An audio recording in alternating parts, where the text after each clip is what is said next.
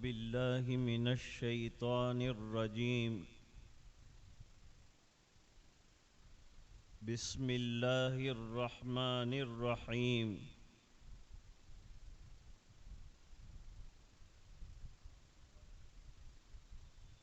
ليس البر أن تولوا وجوهكم قبل المشرق والمغرب ولكن البر من آمن بالله واليوم الآخر والملائكة والكتاب والنبيين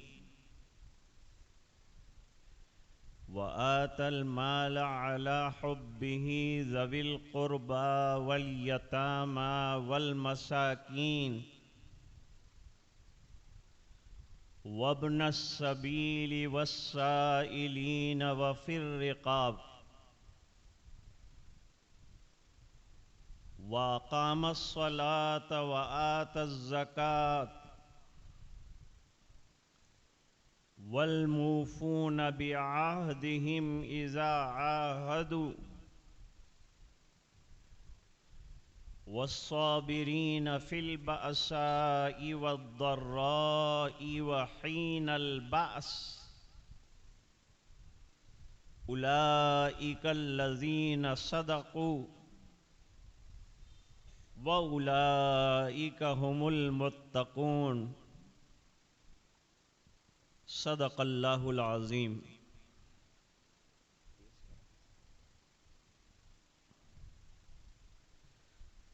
بفضلہ تعالی آدھی سورہ بقرہ ہو گئی.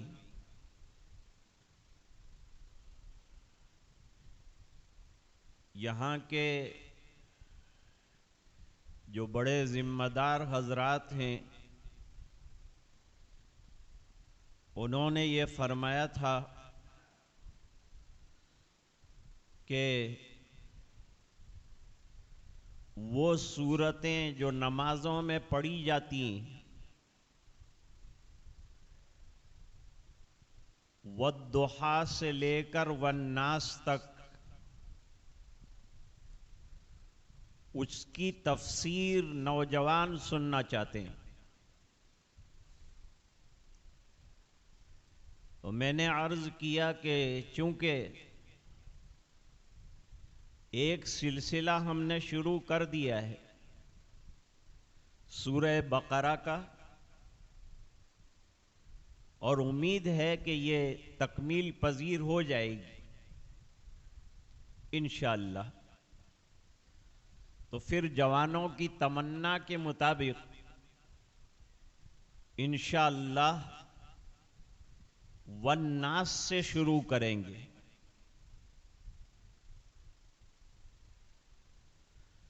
ابھی تک سورۃ البقرہ میں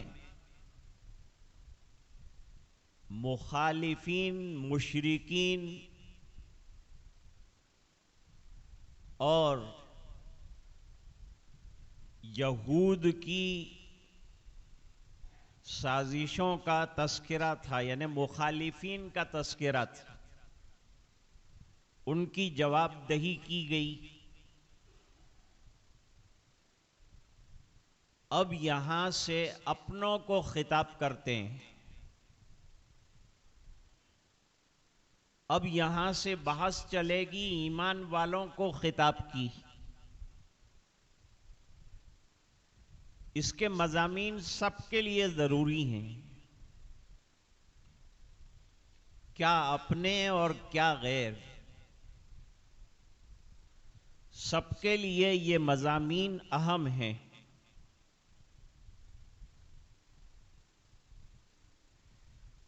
چھوٹی سی بنیاد سمجھ لیجئے. وہ بنیاد یہ ہے کہ اس سے پہلے تحویل قبلہ کا بیان ہوا تھا. مسلمانوں نے مدینہ منورہ آنے کے بعد 16 یا 17 مہینے تک اللہ کے حکم سے بیت المقدس کی طرف رخ کر کے نماز پڑھی تھی. عرس کے بعد حکم بدلا اور حضور پاک صلی اللہ علیہ وسلم کو حکم ہوا کہ اب آپ کا رخ بیت اللہ کی طرف کر لیجئے. جب سے لے کر آج تک اور قیامت تک مسلمان بیت اللہ شریف کی طرف رخ کر کے نماز پڑھیں گے. یہودیوں کو یہ بات کھٹکی تھی، پہلے چونکہ ان کا قبلہ تھا تو یہودیوں کو یہ بات کھٹکی تھی کہ ہمارا قبلہ چینج کیوں کیا، اور ہر جگہ وہ اسی کی بحث کرتے تھے بجائے اس کے کہ وہ ایمان قبول کر لیتے. انہوں نے ہر جگہ بس یہی بحث کہ بھئی یہ کیسا مذہب ہے، صبح میں ادھر شام کو ادھر.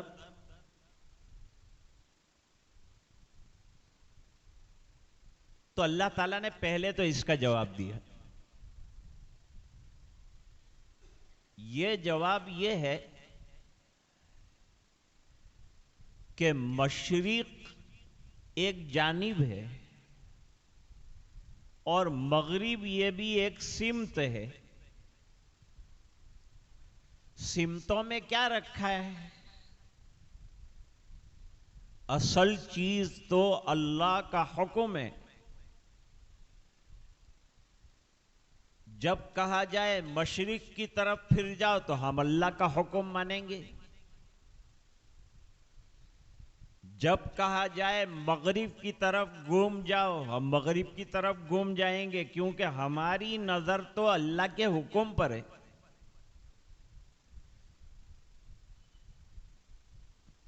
دیکھو ایک واقعہ سناؤ. حضرت موسیٰ علیہ السلام کو اللہ تعالیٰ نے ایک معجزہ عطا فرمایا تھا، عصا یعنی ڈنڈا. فرمایا کہ یہ عصا کو پھینکو زمین پر.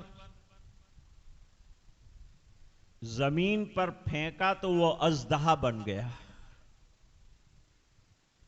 یہ معجزہ حضرت موسیٰ علیہ السلام کو اللہ نے دیا. اب ڈنڈے کا ایک معجزہ تو یہ ہے.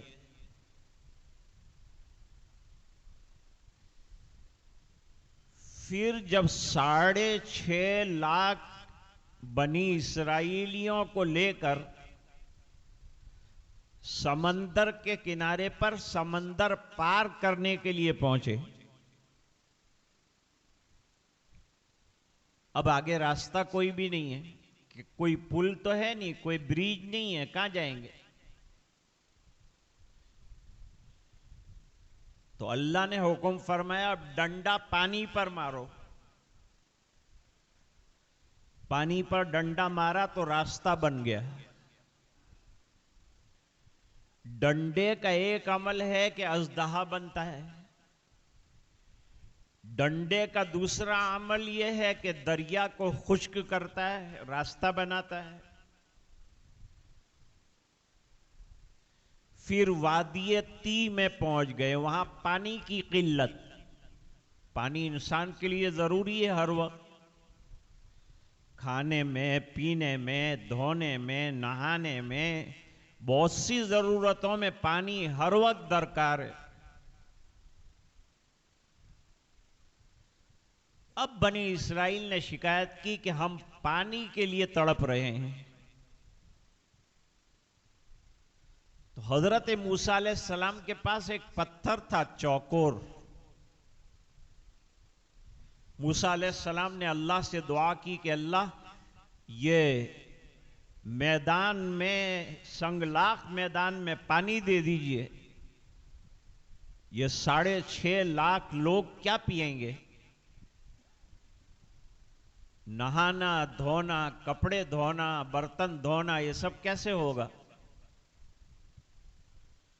تو اللہ کی قدرت تو بہت بڑی ہے۔ موسیٰ علیہ السلام کو حکم ہوا کہ تمہارے پاس جو پتھر ہے اس پر لاٹھی مارو۔ وہ لاٹھی اژدہا بنتی تھی، وہ لاٹھی سے سمندر سوکھ گیا، لیکن وہی لاٹھی کو جب پتھر پر مارا تو اندر سے 12 چشمے نکلے۔ بھئی یہ لاٹھی میں کیا ہے؟ حضرت مولانا محمد عمر صاحب پالنپوری رحمت اللہ علیہ نے فرمایا، لاٹھی میں کچھ بھی نہیں، جو کچھ ہے سب اللہ کے حکم میں ہے۔ وہ چاہے تو لاٹھی سے کیا کیا کام لے سکتا ہے۔ تو ایک یہ یقین رکھنا کہ جو کرتے ہیں اللہ کرتے ہیں، اور جس چیز سے اللہ تعالی جیسا کام لینا چاہے لیتے ہیں۔ تو لوگوں سے یہ کہا گیا کہ یہ جو تم نے بحث چھیڑ رکھی ہے نا تحویل قبلہ کی، اس کو بند کرو، اس میں کچھ رکھا نہیں۔ اب تمہارا ایک ہی ٹارگیٹ ہونا چاہیے، اور وہ ٹارگیٹ ایمان والوں کا بھی ہے، پورے دنیا کے انسانوں کا بھی یہ ٹارگیٹ ہونا چاہیے۔ وہ ٹارگیٹ کیا ہے جو ہر مسلمان کا ہونا چاہیے، ہر ایماندار کا ہونا چاہیے؟ وہ ہے بر۔ بر کے معنی طاعت، بر کے معنی عبادت، بر کے معنی بھلائی، بر کے معنی نیکی، سب معنی لفظ بر کے اندر آ جاتے ہیں۔ اللہ نے فرمایا بر کے کام کرو۔ یہ بیت اللہ والی بحث کو چھوڑ کر کام کی چیز میں لگ جاؤ۔ اور کام کی چیز کیا ہے؟ نمبر 1، ایمانیات پر توجہ دو، اعتقاد کو اچھا کرو۔ ایمان عقیدے کا نام ہے، تو اپنی عقیدے کی جڑوں کو مضبوط کرو۔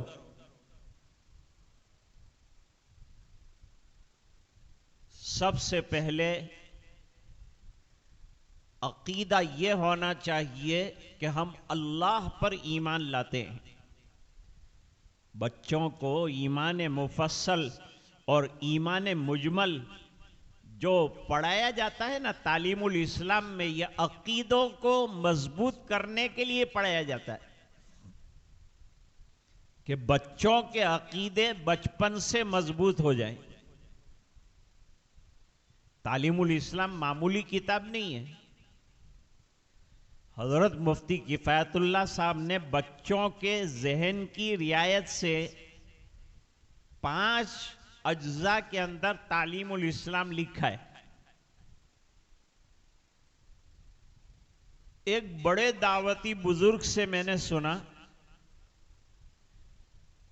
کہ میں ہر سفر میں تعلیم الاسلام ساتھ رکھتا ہوں۔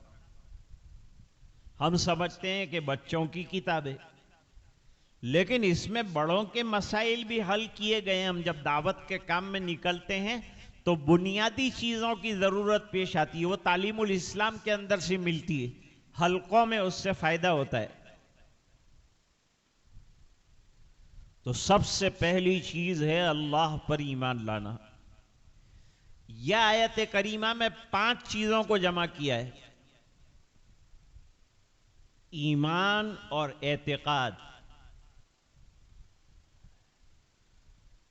نمبر 2 عبادات، نمبر 3 اصلاحات، نمبر 4 معاملات، اور نمبر 5 اخلاقیات۔ اتنا بڑا جامع بیان ایک آیت کے اندر اللہ کے علاوہ کوئی نہیں کر سکتا۔ یہ قرآن کریم کا کمال ہے کہ ایک آیت کے اندر عبادات کو بھی جمع کیا، اخلاق کو بھی جمع کیا، معاملات کو بھی جمع کیا، تمام چیزوں کو جمع کیا۔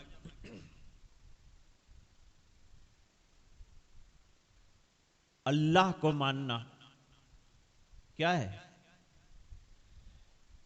یہ ماننا کہ اللہ ایک ہیں، نہ دو ہیں، نہ ایک سے کم ہے، نہ ایک سے زیادہ ہے، صرف ایک اللہ۔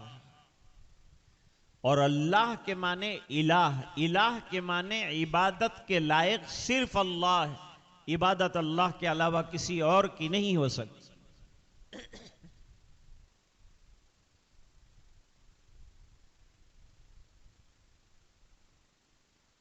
دوسرے نمبر پر عقیدہ ملائکہ کا رکھنا، کہ اللہ تعالیٰ نے ایک نورانی مخلوق پیدا کی ہے نور سے، وہ نظر نہیں آتی لیکن وہ اللہ کے حکموں کے فرما بردار ہیں، اور اللہ نے جو حکم ان کو دیا ہے اس کے خلاف کبھی بھی نہیں کرتے۔ ملائکہ کھاتے پیتے نہیں ہیں، بشری ضرورتوں سے بے نیاز ہیں، لیکن ان کی بہت بڑی تعداد ہے۔ ان میں سے بعض کو اللہ تعالیٰ نے بعض کام سونپے ہیں، وہ کام یہ لوگ انجام دیتے ہیں۔ جیسے اسرافیل علیہ السلام سور پھونکنے والے ہیں، عزرائیل علیہ السلام کا کام ہے روح کو قبض کرنا، جبریل علیہ السلام کا کام ہے وحی لانا، اور فرشتے ہیں ان کا کام ہے بارشوں پر حکمرانی کرنا۔ یہ سب کام کس نے سونپے ہیں؟ یہ خود نہیں کرتے، اللہ کے حکم سے کرتے ہیں۔ تو ان تمام ملائکہ کو اگرچہ نظر نہیں آتے لیکن دل سے ماننا کہ یہ اللہ کی نورانی مخلوق ہے، یہ ماننے کا مطلب ہے۔ والکتاب، قرآن کریم کو اللہ کی کتاب ماننا اور اس کے احکام پر عمل کو یقینی جاننا۔ اور قرآن کے علاوہ جتنی کتابیں آسمان سے اور صحیفے اترے ہیں ان تمام صحیفوں کے بارے میں یہ یقین رکھنا کہ یہ صحیفے اور یہ کتابیں اللہ نے اپنے رسولوں پر اتاری، اور رسولوں نے اپنے اپنے زمانے میں اللہ کے بندوں کے سامنے اس کی تبلیغ کی ہے، اور اس میں جو مضامین سچے ہیں وہ سب اللہ کی طرف سے نازل کردہ ہے، اور قرآن کریم کا ایک ایک حرف سچا ہے، اللہ کی طرف سے اتارا گیا ہے، نہ اس میں کوئی کمی ہے، نہ اس کے اندر کوئی ملاوٹ کی گئی، نہ اس میں تحریف ہوئی ہے، نہ اس میں تغیر ہوا ہے۔ جیسا اترا تھا ایسا ہی قرآن کریم ہمارے پاس آج موجود ہے۔ قرآن کریم میں تقریباً 25 نبیوں کا تذکرہ ہے۔ اب ہم تو سنتے آئے ہیں کہ اللہ تعالیٰ نے 1,24,000 کم و بیش نبی رسول بھیجے،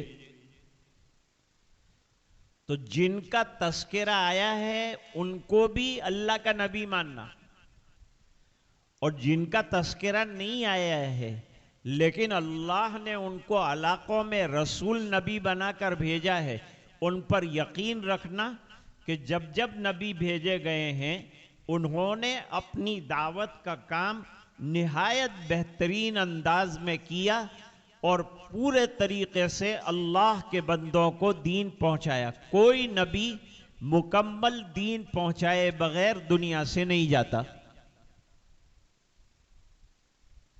یہ تو ایمان ہو گیا۔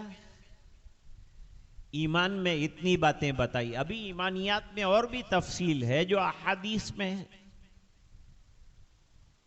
اب آگے فرماتے ہیں اللہ نے تم کو مال دیا ہے۔ مالیات کے بارے میں فرمایا کہ یہ مال خود بھی خرچ کرو، اپنے بچوں پر بھی خرچ کرو اور ضرورت مندوں پر بھی نفلی مال خرچ کرو۔ کون ہے ضرورت مند؟ کبھی کبھی ہمارے غریب رشتہ دار بھی ضرورت مند ہوتے ہیں۔ سب سے پہلے نفلی صدقات کے اور واجب صدقات کے وہ حقدار ہیں۔ وَابْدَأْ بِمَنْ تَعُولُ، حدیث میں فرمایا کہاں سے چیریٹی کہاں سے شروع کرو گے، دینا کہاں سے شروع کرو گے؟ تمہارے قریبی رشتہ داروں میں جو ضرورت مند ہے زکوٰۃ بھی ان کو دینا اور دوسرے نفلی صدقات کے ذریعے اللہ کا قرب حاصل کرنا۔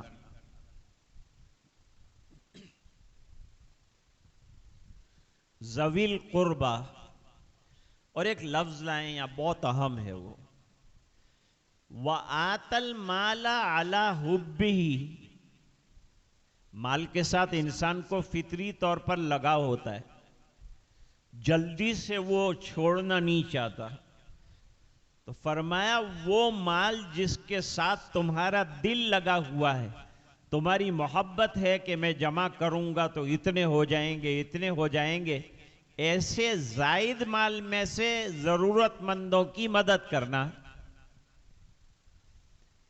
دوسرا معنی یہ ذکر کیا وَآتَ الْمَالَ عَلَى حُبِّهِ، اللہ سے محبت کی خاطر خرچ کرنا کہ مال مجھے اللہ نے دیا ہے اور میں اللہ کو راضی کرنے کے لیے یہ مال اللہ کے راستے میں دے رہا ہوں۔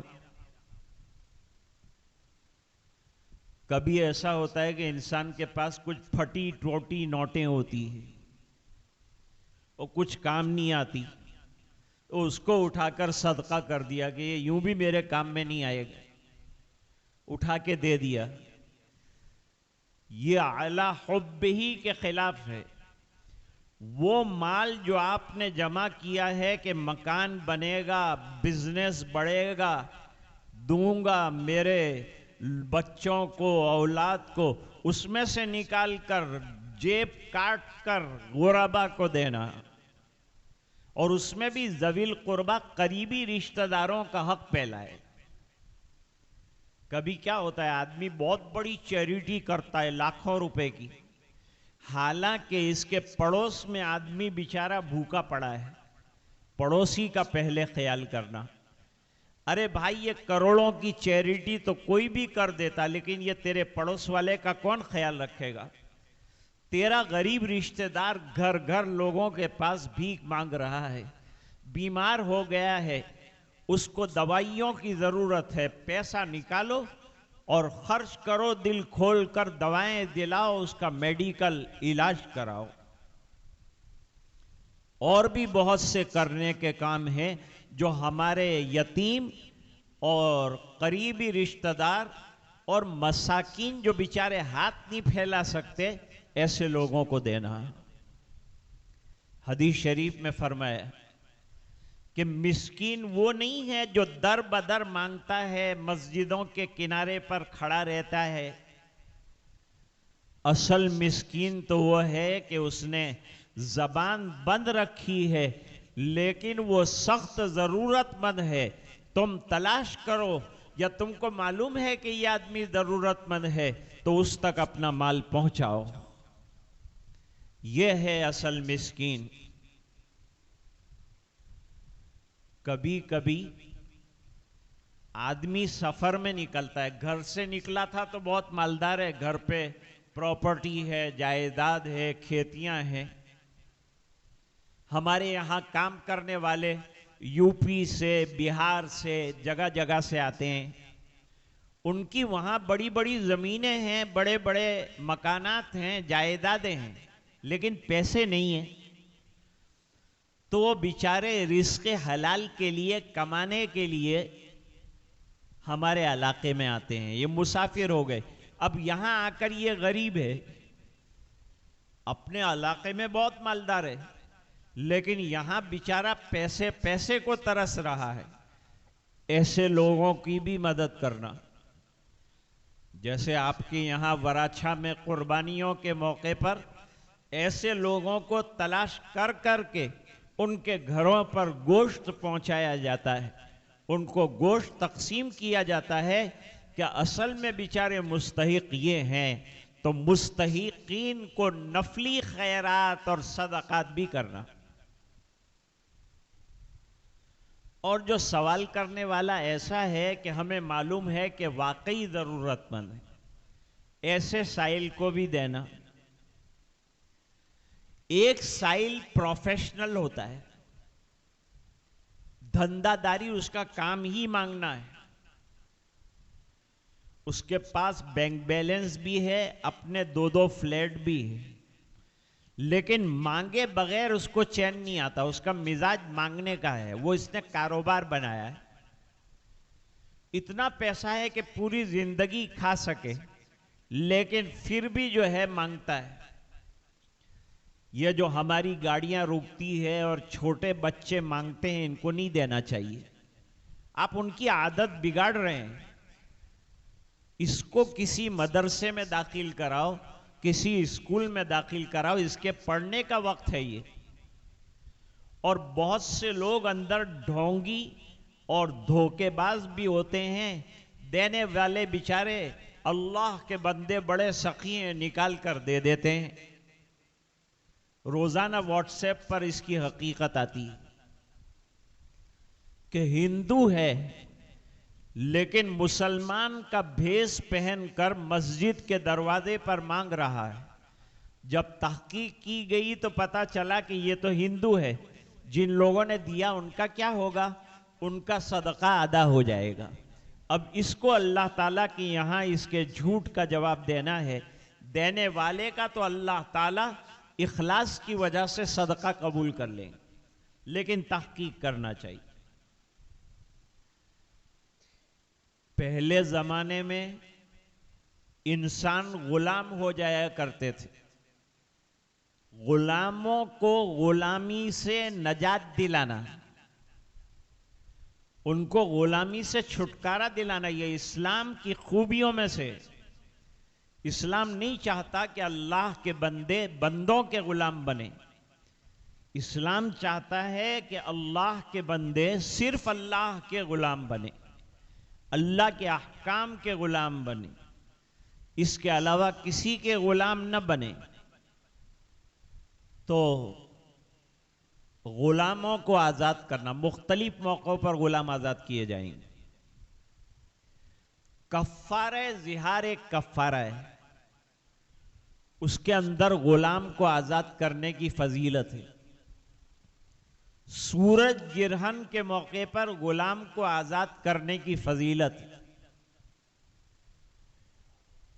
اور جس نے روزہ جان بوجھ کر توڑ دیا، اس کو 2 مہینے کے روزے رکھنے ہیں، یا 60 مسکینوں کو 2 ٹائم کھانا کھلانا ہے، یا ایک غلام آزاد کرنا ہے.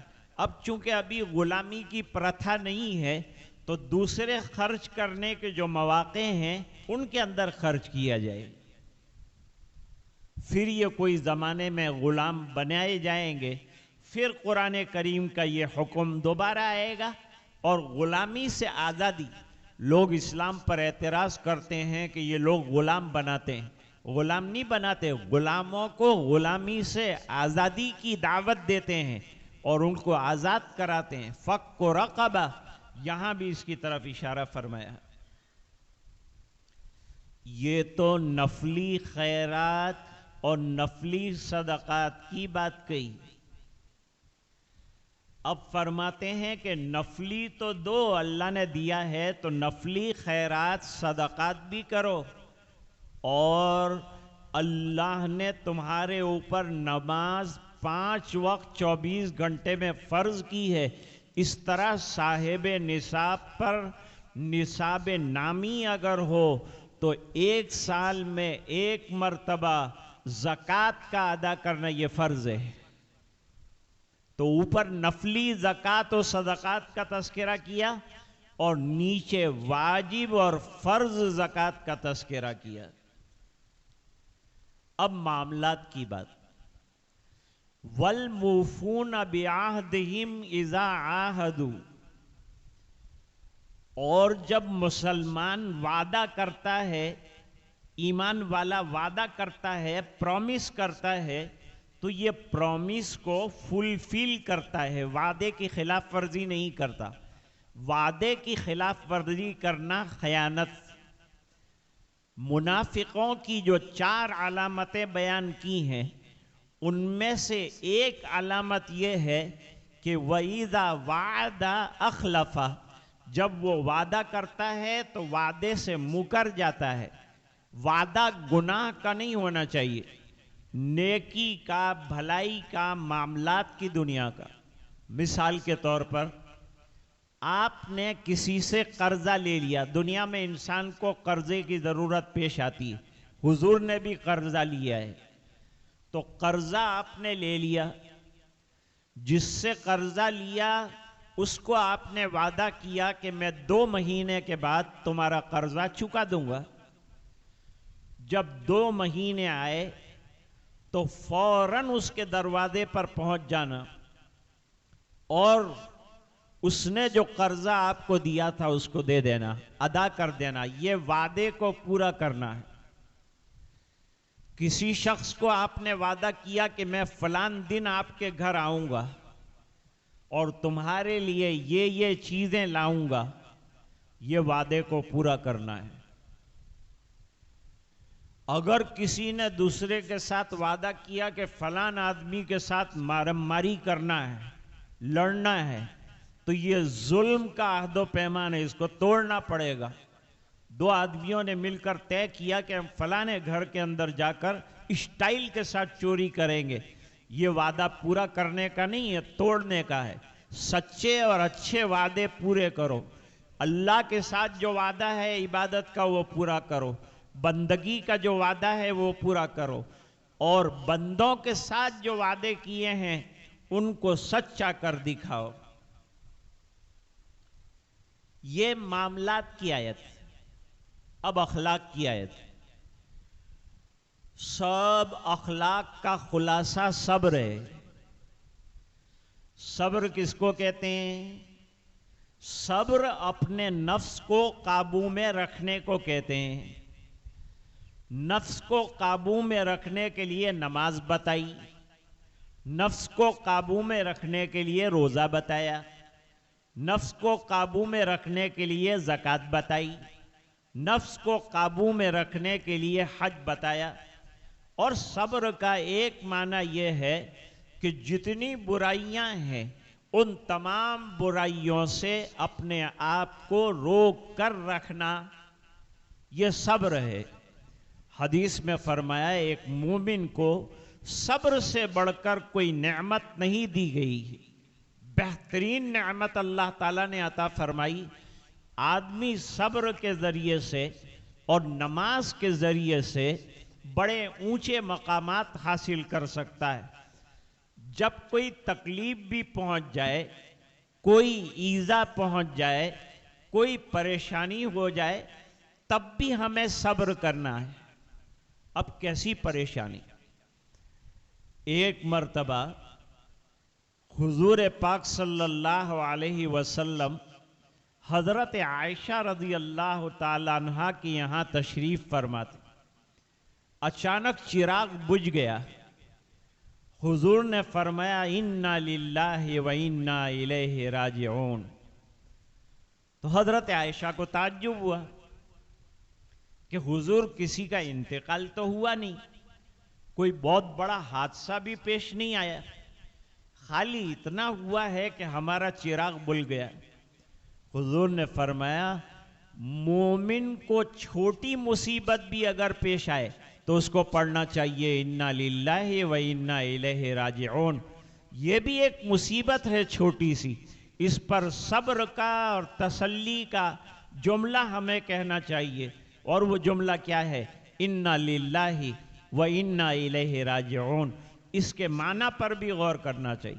جب کسی کی وفات کی خبر آئی فوراً صبر کرنا، اور صبر اور تسلی کے لیے زبان سے کہنا انا للہ و انا الیہ راجعون۔ صبر کب کب کرے گا؟ فرمایا صبر کرے گا سخت فاقے کے عالم میں۔ سخت فاقے کا عالم ہے، صبر سے کام لو، اللہ سے مانگو، اللہ دینے والے ہیں، عطا کرنے والے ہیں۔ اور کبھی سخت بیماریوں کا عالم انسان کے اوپر آ جاتا ہے، طرح طرح کی بیماریوں میں پھنس جاتا ہے۔ ہمارے الیاس بھائی طرح طرح کے امراض میں مبتلا ہے، لیکن ان کو سیکھو صبر کسے کہتے ہیں، ان سے معلوم کرو صبر کسے کہا جاتا ہے۔ اتنی تکلیف کے باوجود برداشت کرتے ہیں، زبان پر شکوہ نہیں لاتے، اور دعائیں بھی کرتے ہیں، دوائیں بھی کرتے ہیں۔ تو تکلیف زدہ اور بیمار آدمی علاج بھی کرے، دوائیں بھی کرے، بزرگوں سے دعائیں بھی کرائے، اور خود بھی اپنے لیے اللہ کے دربار میں دعا کرے، یہ صبر کا مفہوم ہے۔ آج کی تفسیر میں یہ پانچوں چیزیں اللہ تعالیٰ نے جمع فرمائی، اور فرمایا تحویل قبلہ کی بحث چھوڑ دو، اور ہمیں یہ بتایا کہ چوراہوں پر بیٹھ کر اور گلیوں میں بیٹھ کر فضول باتیں کرنے کے بجائے اپنے ایمان کو پکا کرو۔ ماں بہنیں بھی گھر میں بیٹھیں تو دین کا مذاکرہ کریں، تعلیم کریں اور ایمانیات کو سیکھیں، تعلیم الاسلام پڑھیں، اللہ کے ذکر میں اپنے آپ کو لگائیں، اور فضول باتوں سے جہاں تک ہو سکے اجتناب اور پرہیز کریں۔ یہ خدائی پیغام ہے، یہ اللہ تعالیٰ کا پیغام ہے۔ اس سے آگے قصاص کے مسائل ہیں، پھر جہاد کے مسائل ہیں، پھر طلاق کے مسائل ہیں، پھر عدت کے مسائل ہیں، پھر ایلا کے مسائل ہیں، پھر مہر کے مسائل ہیں۔ یہ تمام مسائل کے بعد رحمت کی آیتیں ہیں، مغفرت کی آیتیں ہیں، اس پر یہ سورت انشاءاللہ ختم ہو جائے گی۔ وہاں تک ابھی آپ کو برداشت کرنا ہے، اور یہ غور کے ساتھ جس طرح سے آپ سنتے ہیں ہمیشہ اس طرح سمجھ میں نہ آئے تب بھی انشاءاللہ اللہ کی کتاب سمجھنے کے لیے بیٹھنے پر بھی اللہ اجر دیں گے۔ یہ جو ہم اللہ کے دین کے ذکر کے لیے مجلس میں بیٹھ گئے اور ابھی تھوڑی دیر اللہ کا ذکر بھی کریں گے، اس سے اللہ تعالیٰ خوش ہوتے ہیں اور اللہ کے فرشتے خوش ہوتے ہیں، اور بیٹھنے والوں کے لیے طرح طرح کی دعائیں کرتے ہیں۔ ماں بہنیں بھی شامل ہو رہی ہیں، وہ بھی استفادہ کریں، وہ بھی فائدہ اٹھائیں، اور گھر میں تعلیم کا اور دین کا چرچا ہمیشہ جاری ساری رکھیں۔ اللہ مجھے آپ کو اس کی توفیق عطا فرمائے۔ ایک جماعت چلنے والی ہے وراچھا سے، اس کے لیے دعا فرمائیں کہ عافیت کے ساتھ ان کا جانا ہو، اور جس مقصد سے جا رہے ہیں وہ مقصد میں اللہ تعالیٰ کامیابی عطا فرمائے، اور للہیت اللہ عطا فرمائے، اور استقامت اللہ تعالیٰ عطا فرمائے۔ حالات میں بھی اللہ ایمان کو بنائے رکھے، سب کو بیماریوں سے بچائے، تندرستی اور صحت کے ساتھ جائیں۔ دین کا کام اللہ لے لے، اللہ کرے کہ دین سیکھ کے آئیں اور ہم لوگوں کو سکھائیں۔ وآخر دعوانا ان الحمدللہ رب العالمین۔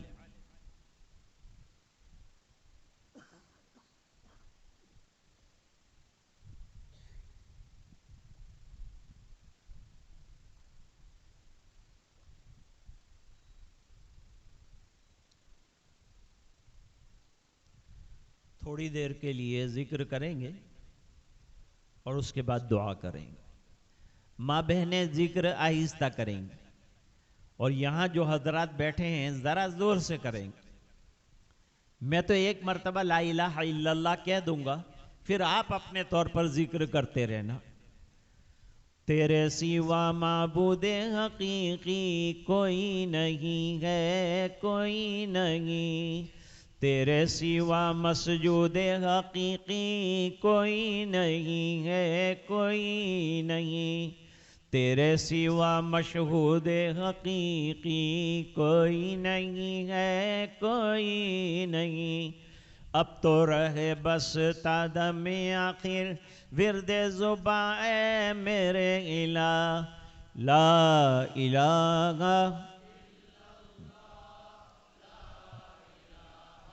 الا اللہ، لا الہ الا اللہ، لا الہ الا اللہ، لا الہ الا اللہ، لا الہ الا اللہ، لا الہ.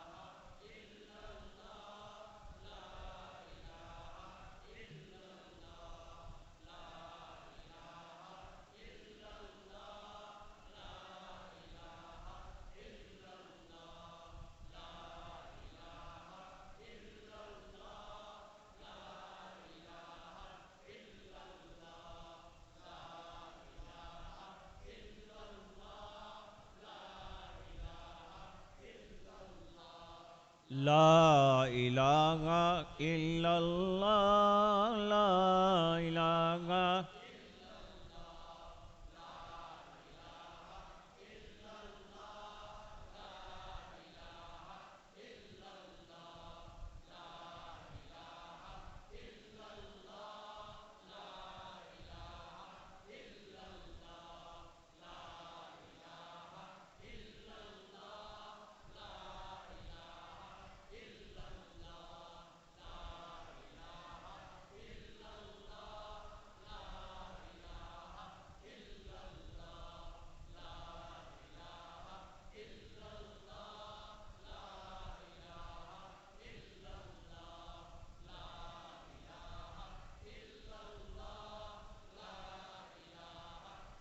محمد الرسول اللہ صلی اللہ تعالی علیہ وعلا آلہ واصحابہ وازواجہ وبارک وسلم تسلیما کثیرا کثیرا. دعا فرمائیں. بسم اللہ الرحمن الرحیم. اللہم صلی علی سیدنا محمد وعلا آل سیدنا محمد وبارک وسلم. ربنا آتنا فی الدنیا حسنہ وفی الآخرۃ حسنۃ وقنا عذاب النار وادخلنا الجنۃ مع الابرار یا عزیز یا غفار. اللہم صلی علی سیدنا محمد وعلی آل سیدنا محمد وبارک وسلم اللہم نور قلوبنا بنور القرآن وزین اخلاقنا بنور القرآن وادخلنا الجنة بالقرآن ونجنا من النار بالقرآن اللہم اجعل القرآن ربیع قلوبنا ونور صدورنا وذہاب همومنا وغمومنا اللہم اعنا علی تلاوت القرآن وذکرک وشکرک وحسن عبادتک اللہم لا مانع لما اعطیت ولا معطی لما منعت ولا راد لما قضیت ولا ينفع ذا الجد منك الجد ربنا اغفر لنا ولإخواننا الذين سبقونا بالإيمان ولا تجعل في قلوبنا غلا للذين آمنوا ربنا إنك رؤوف رحيم۔ اے اللہ ہمارے گناہوں کو معاف فرما، کوتاہیوں سے درگزر فرما، اپنا فضل اور کرم شامل حال فرما۔ اے الہ العالمین ہمارے بیٹھنے کو منظور فرما، اے اللہ اس تفسیر کو منظور فرما، اور اے اللہ قرآن کا فہم ہمیں عطا فرما، اس کی تلاوت کی توفیق عطا فرما۔